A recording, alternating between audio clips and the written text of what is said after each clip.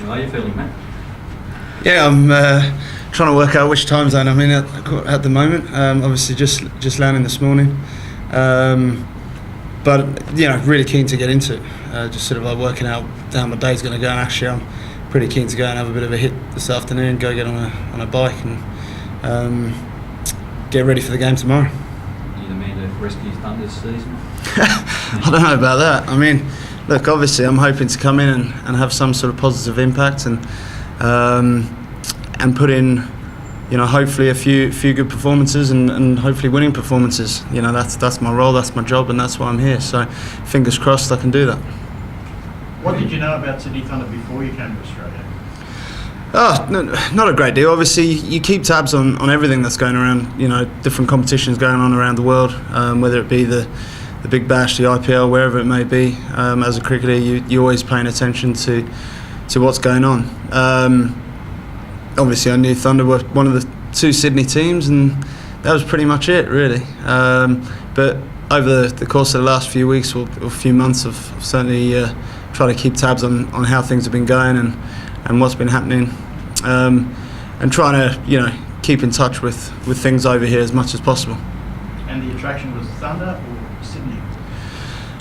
The attraction was playing in Australia again, and playing in the Big Bash. And, I had my first taster of it playing for Victoria in 2011. That was obviously when it was the old version and not sort of franchise based. And I think it's a very exciting competition to be involved in, and obviously being based in Sydney is a fantastic city. Thoroughly looking forward to it, and so I say being involved with a team like Thunder as well. I'm thoroughly looking forward to getting stuck in and hopefully turning this season around. Was part of the attraction playing with a guy like Chris Gayle? Absolutely. You look at the team, and there are a number of names there that attracted to a team. Michael Clarke obviously is involved in Test cricket, but involved with the franchise is another quality player. But to have the opportunity to bat with a player like Chris in 2020 cricket is pretty mouth-watering. So hopefully we can get stuck in and put some runs on the board. He's had a bit of a tough start this season so far. He's had 3 fairly low scores. He always looks like he's just around the corner from a big knock. Is that the way you look? Well, the thing, I'm excited to be playing with him for a change rather than against him, because a player like Chris can take the game away from you very, very quickly, and a few low scores won't worry him, I'm sure. A player of his class, as you say, it's only a matter of time that he'll come good, and when he does come good, it's usually in pretty awesome fashion. So I'm sure it's just around the corner. You happen to get a couple of tips off him?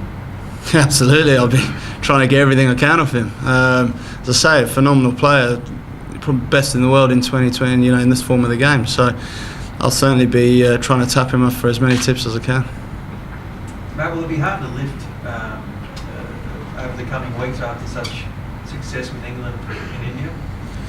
No, I don't think so. I think it's a different format, different version, different country, different competition. Everything's very exciting. It's all new, and I think that prospect keeps it fresh. Every opportunity to play in front of good crowds as well. That gets your beans going, definitely.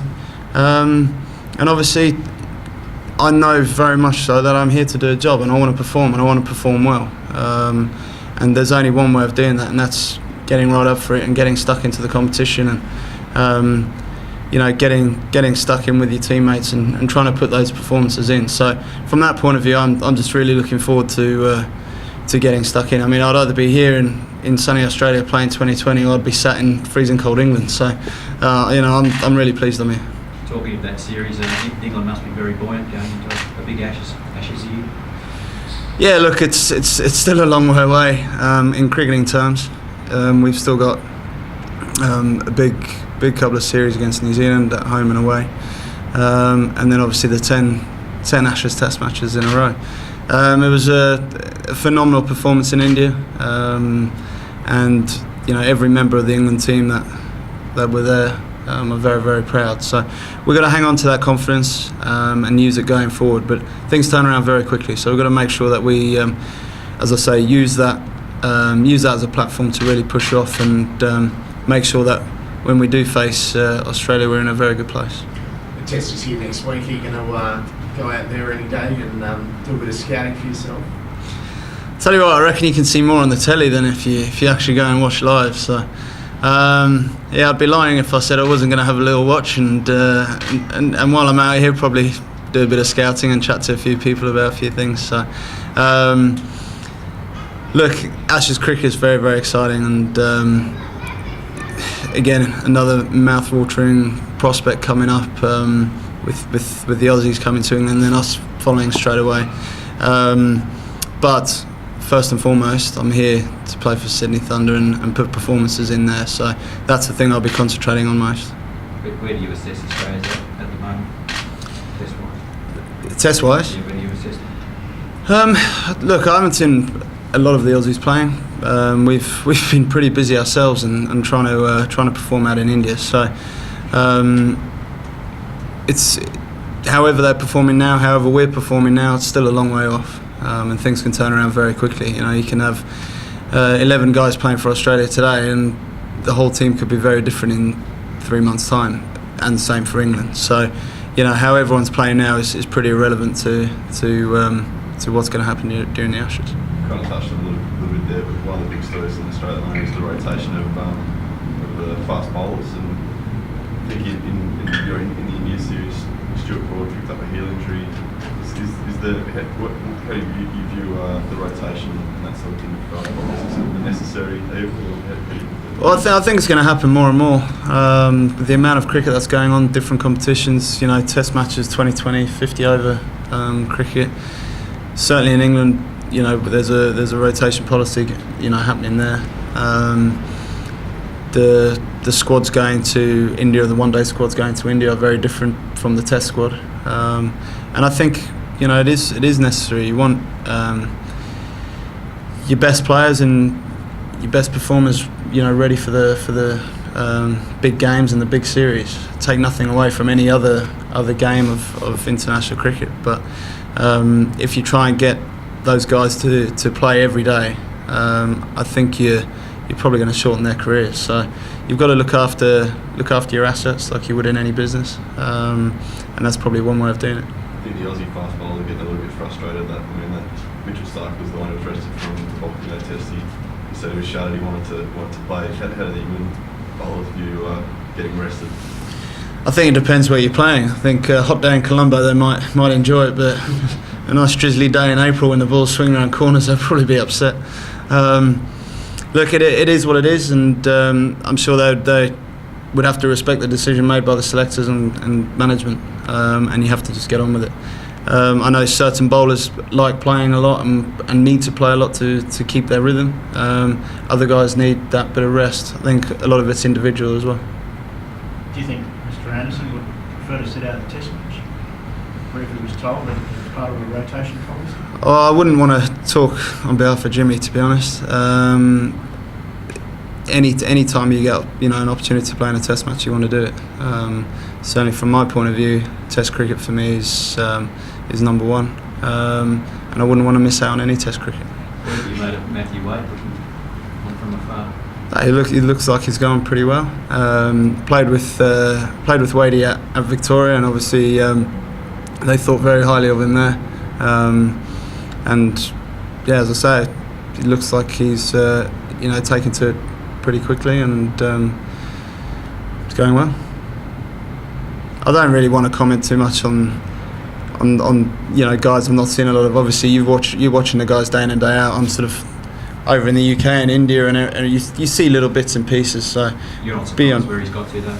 no, he always looked a talented cricketer. When I played at Victoria, he certainly looked like a talented cricketer. So you know, I'm not surprised. I'm not surprised he's got the nod. But there are other guys, like everywhere in the world. There's competition in there. I mean, Hads was playing in the Ashes when we were here, and he's a phenomenal cricketer. And you know, played against Tim Payne as well, and he looked a pretty good prospect until he broke his finger. So there's always competition.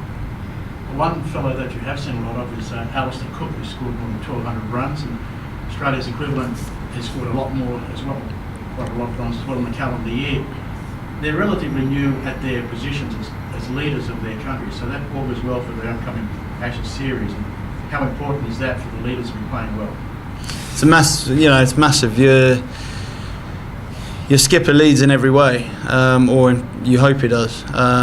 The way Cookie played out in India, or not just played but led out in India, was phenomenal.